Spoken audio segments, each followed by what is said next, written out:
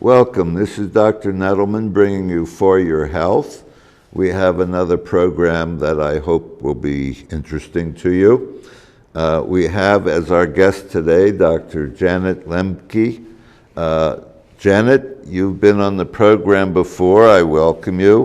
Thank and you. Perhaps you can tell us a little bit about your specialty and just what it is you do for an everyday job. Right.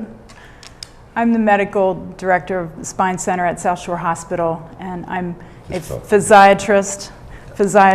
And as a physiatrist, it's a physician who treats all sorts of disabling conditions, anything that can cause physically disabling conditions such as stroke or spinal injury. I've been focusing on the back and on the non-surgical treatments of back pain, back disorders.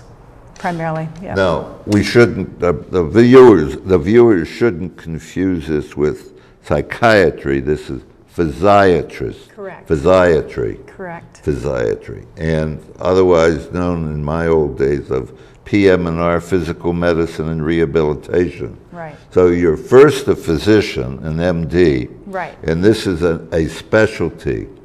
And are you involved with surgery at all? I'm not doing surgery, but I certainly work closely with patients who end up needing surgery on occasion. So then I often refer them for a surgical consultation. And so I'd say about 10% or to 15% of the patients I treat with back problems will go on to need surgery. And back pain is a terrible and ever-present problem. And as the population ages, spinal stenosis is a buzzword that everybody seems to have nowadays. What is spinal stenosis? So stenosis just refers to narrowing. And so basically it could be narrowing of where the nerves pass in the back. And the nerves go to the legs from the lower back. And when that narrowing happens or that squeezing happens, then patients will often experience some pain down the backs of the legs when they stand or walk. And that's a symptom of spinal stenosis. A lot of people will have stenosis based on MRI or X-ray findings and without the symptoms. So it doesn't necessarily bother everyone. Now, normally speaking, what sort of evaluation would you have or offer to an individual, let's say, that comes in to see me first? Before I refer them to you, they would come in on their own complaining of what sort of symptoms? Well, there could be a number of different things, but if it just starts with the back pain, it could be an acute episode where they suddenly feel the back going out or just somehow shifting and causing severe pain. That's usually when perhaps a disc settles or something changes in the back, and the discs are those cushions between the vertebrae. And so when that happens, people will often experience some quick sharp pain that can cause some spasm. And when that happens too, they have a harder time doing their normal activities. Is this something that the discomfort would be relieved if they were off their feet, say in bed or recliner? They might feel better, but that's been proven to slow the recovery. So it's not recommended to stay in bed rest very long at all. So it tends to just lead to more weakness and stiffness of the back. So we've learned from research studies from quite a while ago that bed rest can actually slow recovery. Even though it feels better, the position might feel better. Now, what would you say diagnostically would be the procedure that should be done for an individual that comes in with this kind of discomfort, say 75, 80 years old? All right, so if they're older folks, it's still, and if you see someone who suddenly comes in with back pain, we check them out. I think your best diagnosis is by listening to the history and doing a physical exam. And these things often resolve in a short period of time. If there are any what we call red flags, which would be situations where we see some weakness or numbness or tingling and progressive problems that are just not getting better. Sometimes we go on to do either X-ray or an MRI, but it doesn't need to be done early on for the vast majority of patients.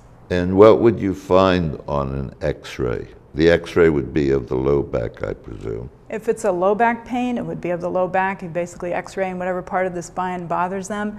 And Then we look at the structure of the bones. We look at whether there's a little extra bone formation, and that can be a normal aging process where the body's starting to adapt to little abnormal stresses in the back over time. So we often see these things that may or may not cause pain. So the x-rays and the MRIs are not as useful as the history and the physical exam. So basically, these two procedures, the x-rays and the MRI, may not definitely tell you where the pain is coming from. Right. We often find things that have been there a long time, and we can't quite figure out what's new, what's old, and occasionally it leads people and physicians and patients down the wrong path. If we over-interpret or assume that the things that we see on the MRI are the cause of the pain, it may or may not be. And then we might end up doing needless procedures and things like that. Well, at that point, I would feel frustrated and send them over to pain clinic to see you. Okay. And what would you Right. do? How would you evaluate these individuals? So first of all, I'll listen and understand what their concerns are regarding their back pain, because sometimes they've been bounced around, or they may have already seen a chiropractor too. And they might see you, they might see a chiropractor, they might see a number of people that have different words that they use to describe their back condition.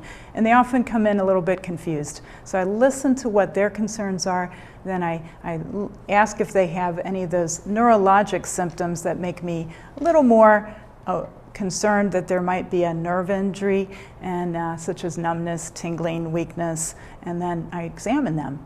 So that's kind of the procedure. So I'll check their strength, check their sensation, see if they feel the pinprick sensation, and watch how they walk and those sorts of things. I also measure very carefully how well they bend and arch their back, and whether certain movements will bring on the pain. And let's assume that we're dealing primarily with pain in the back. Right. Perhaps a little thigh discomfort or hip discomfort.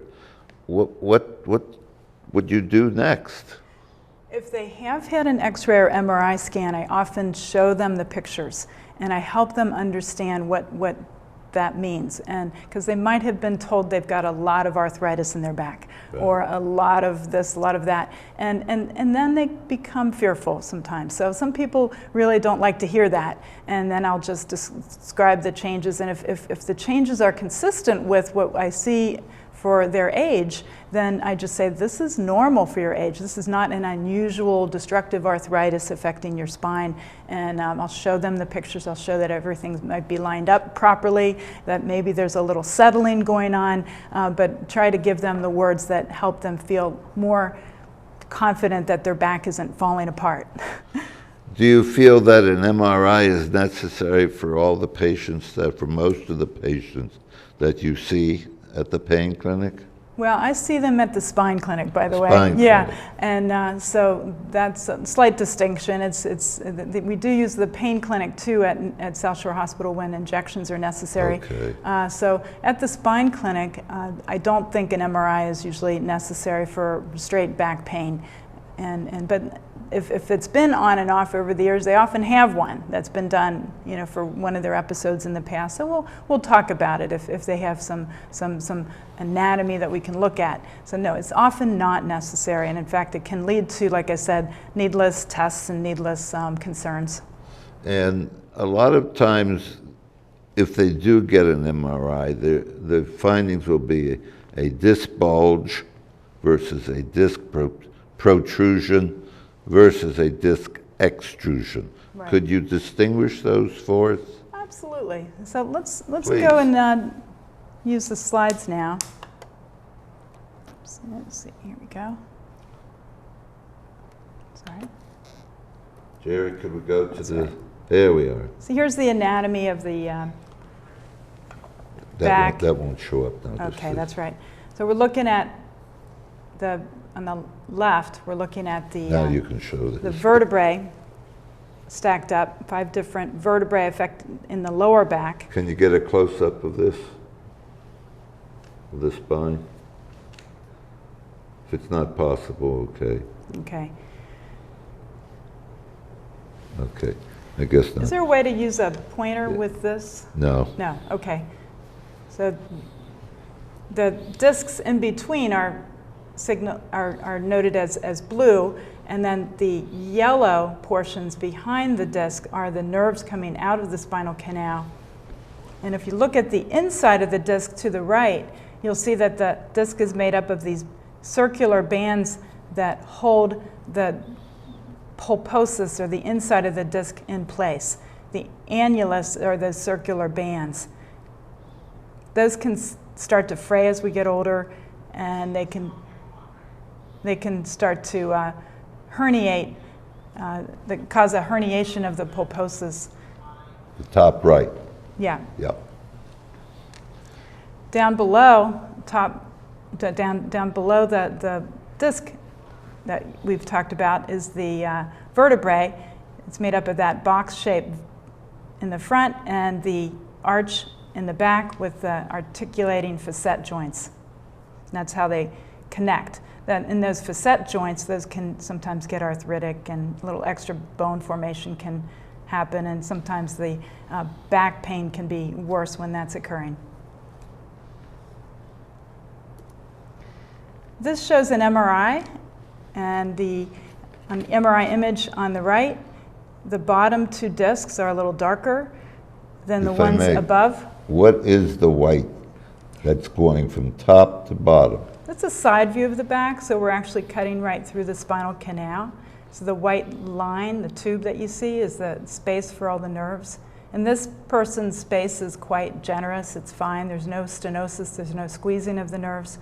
And we're seeing two very healthy discs on top. And then as you go down, you see slight bulging, and that arrow is pointing to a little white speck, which just shows where the outer ligaments have frayed a little bit. So there is a constriction there, and there's a pressure indent on the nerve, would you say? Not really. So there's plenty of room in there. This is one of the more minor causes of back pain. It's called an annular tear, and there's not enough narrowing there to cause a constriction on the nerve. What would the patient in this situation usually be complaining of? It can vary from person to person. Some patients will have this finding without pain at all, and others will be in severe pain. And this has to do with the change in different people's nervous systems. Gotcha. Some people feel these things more than others. So just the presence or the evidence of this itself anatomically doesn't necessarily mean that the person is going to be symptomatic. Right, exactly. All right. So we've been told that a lot of times we're suffering from degenerative disc disease if you have those changes where there's a little fraying and then a little drying of the disc. But in fact, a disease is something that's not only wrong with the part, organ, or system, so in this case the disc, but it also has to bother you. So I think this is a misnomer. And a lot of people come to me and they say, I've been told I have degenerative disc disease, and they may or may not have pain actually coming from those discs that are drying out normally with age. It might be something else going on. So we want to get away from using this sort of this wording that makes people concerned. Well, it's an aging process. You Exactly. may or you may not have symptoms with Right. it. So it might be degenerating a little bit, which just means the disc is drying and settling, but it's often not consistent with what we would consider a disease process. Very good. The majority of disc herniations, when the disc material in the center comes all the way through and starts to press on the nerve, are not associated with a specific event or something that the patient did wrong. And in fact, in a good study at New England Baptist, there were 100 patients, and less than 7%, or 7 out of 100, were associated with any heavy lifting. Gotcha. So what I get from this is that patients want to say, well, I did this, and therefore I should probably not lift my kid again, or I lifted or picked up something off the floor, or therefore I should never bend again. And that's not true. We need to keep our backs as strong and flexible as possible to get through an episode, especially when things settle down. We want to get the back as strong and flexible as possible to prevent future episodes, rather than become fearful of doing the very thing that seemed to cause the herniation. It really isn't a cause-effect like that we once thought there was.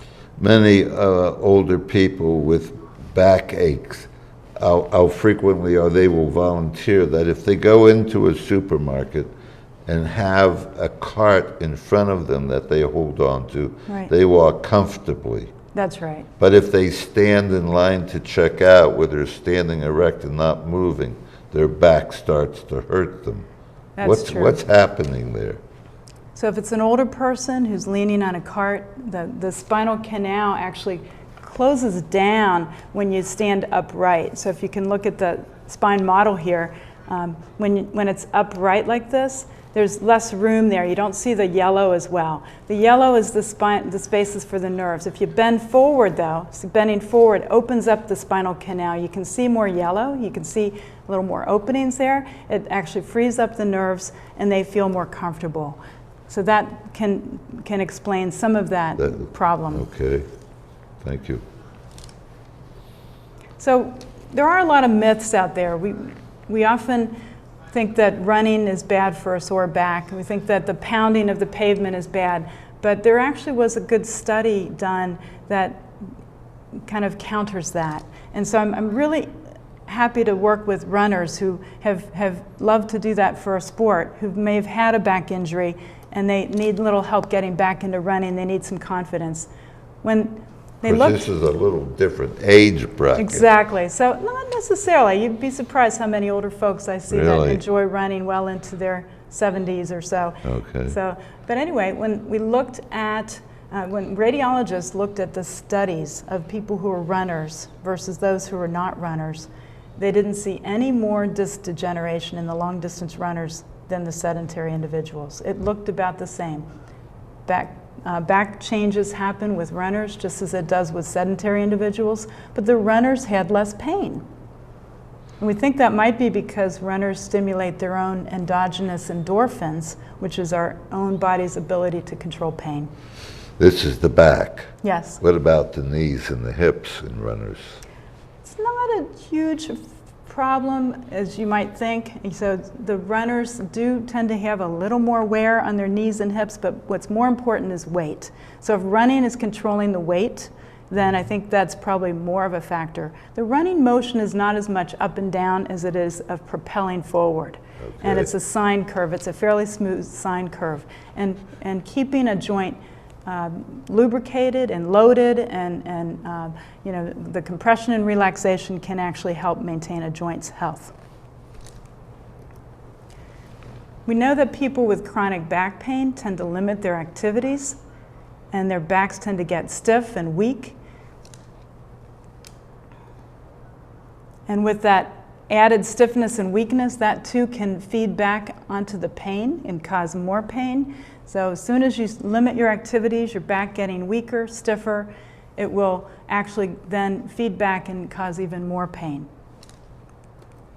So there are a couple places where we can intervene and advise that, you know, actually limiting activities should only be for a short period of time, that what's more important is to stay as active as possible. If there's sharp shooting pain down the leg, that needs to be checked out in case there's a serious pinched nerve. But for the most part, most pains are safe to work through. So this is with pain limited to the back itself. Primarily, but then, you know, there comes a time when even leg pain might be more of a residual from some muscle pains and things and tightness that set in. So even that can be safely worked through, but it's good to be with the spine specialist who can help sort that out. How long would you suggest that patients limit their activities? It really depends on the activity and what symptoms it is that they're referring to. So I think for someone who is like a mover, who does moving for a living, you know, they might have to be out of work for a few weeks until their back pain settles down, because heavy lifting while you're in the midst of a back pain episode, there would be some relative limitation there where perhaps you wouldn't want to be moving a piano or something like that. And when they get back to exercise and deconditioning? Right. So the other thing is the deconditioning really refers to people that have become out of shape as a result of that chronic pain that sets in. The stiff, weak back can be counteracted. So these are ways to help people with chronic back pain is to exercise, try to work out the stiffness, work out the weakness. So that's another intervention that works very well. Very good. So gently exploring that restriction, aiming for normal motion is key. And you'd expect that there'd be some discomfort that can fluctuate before and after activities. So this is pretty good advice for chronic back pain sufferers. It's okay to explore that limitation a little bit and try to work towards normal motion, like touching the floor with your knees just slightly relaxed. So the back tends to get very stiff, though, with people who have chronic recurrent pain. For people who have lumbar stenosis, I've found that they often limit their walking. And if they wanted to, they could use something that some sports fanatics are using now called Nordic poles, Nordic walking poles, especially if they don't like the looks of a cane. Some people are more vain, they'd prefer not to use a cane. But in fact, this looks like you're ready to go for a hike in the mountains. Mm-hmm. But if you put one on each side, it functions like a cane, but it also gets the arms engaged, it gets the arms stronger. You can lean into it, so you can kind of bend over like you would if you were leaning on a cart in the store. And I find patients can go much farther. And when they can go much farther, they're getting better exercise. So I often suggest this as an alternative. Okay. Is that the last one? No? And then finally, other benefits of exercise include just overall wellness, improved balance, weight and blood pressure control. As you would know, you would probably recommend exercise a lot for your patients to control their medical conditions. And we know exercise helps stimulate the circulation to the brain, helps with cognition. It also gets people out into social settings. So these are all benefits of exercise. Even if the pain is there with exercise, these are all things you can expect by maintaining an exercise program with or without pain. What type of patients do you see in your practice of the spine clinic? I tend to see people who have not done well with initial advice from their primary care physicians who have more complicated issues. A lot of times there's a lot of anxiety and depression complicating that picture. And when people feel anxious, they tend to hold a lot more tension in their muscles, and that kind of limits activity as well. And you do not get involved in injections? I do some injections, soft tissue injections. If there's a joint that needs an injection, such as a shoulder or a hip bursa, something like that, I'll do some of that to try to calm down areas that might be under undue stress. But for the most part, I try to find ways for patients to work through these pains with some modest, safe medications, as well as stretching and exercise, those sorts of things. So basically, there is a distinction between your practice and the pain clinic at the hospital. Yes, and the pain clinic will be more involved in delivering the injections. I do directly refer to the pain clinic for specific injections that I think are indicated after I've reviewed the MRIs and I've seen, how the patient's doing and what their needs are. But you don't get involved with that yourself? I don't do the injections myself, but I have them get one injection and then return to me and decide if that's appropriate to repeat at some point or if there's another approach that might be indicated. What is your impression regarding the frequency of referral to the pain clinic? Do you think that injections are used too often or not indicated? Or any thoughts on that subject? Well, I think there's an opportunity. The reason I say that is because many of the articles you read nowadays say that the benefit that you get from injections is probably not as great as one would hope. I would agree with that, and I think we have to be very careful and scrutinize our medical practices and what the expectations of the patients are, try to help modify the expectations, because most of these conditions, these flare-ups, will get better on their own with a period of time. And so it's an option, and it might make people more comfortable in the short run, but in the long run, most of the injections are not going to make a big difference in the underlying condition. At some point or another, you probably have patients that do need to go on medication. Oh, of course. And yes. what would you like to say about that? What type of pain medication? If it's a very acute pain and we have to use short-term narcotic medications to control pain, usually we'll do it for perhaps a week at a time and see them back, and hopefully we can get them off quickly. And because one thing I do emphasize with patients who start on anything like that is to dispose of it properly, and if they have not used the medication. Because unfortunately, children in the area, teenagers who start on medications, 70% are getting it free from a friend or relative, right out of the medicine cabinet. So these are not drugs to be taken lightly. Normally we try to avoid the opioids and go with other medicines such as Motrin and Tylenol and icing and stretching and things like that. And the patients would say to you, but Dr. Motrin can cause heart problems. Exactly. So we have to weigh all of these risks and benefits. There's no magic pill, and every pill has its side effects. And if you did prescribe a pain medication, you say for a short time, what is a short time? I would recommend a week at a time as opposed to, month at a time, depending on what the condition is. You see these patients weekly? Not always, but yeah, the ones with acute pain, I do sometimes have to monitor them weekly. Regarding the back, what is the average age of the patients that you see?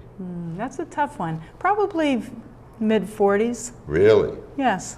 So a lot of the disc changes are happening in the 30s and 40s, Okay. 50s, and then older folks are suffering from other conditions. So I'd say there's probably 2 bumps. So probably in the mid-40s would be one bump, and then late 60s would be another bump. Okay. Yes. Very good. Well, I think that's about all the time we have. We're down to our last minute. Is there anything you'd like to say in summary?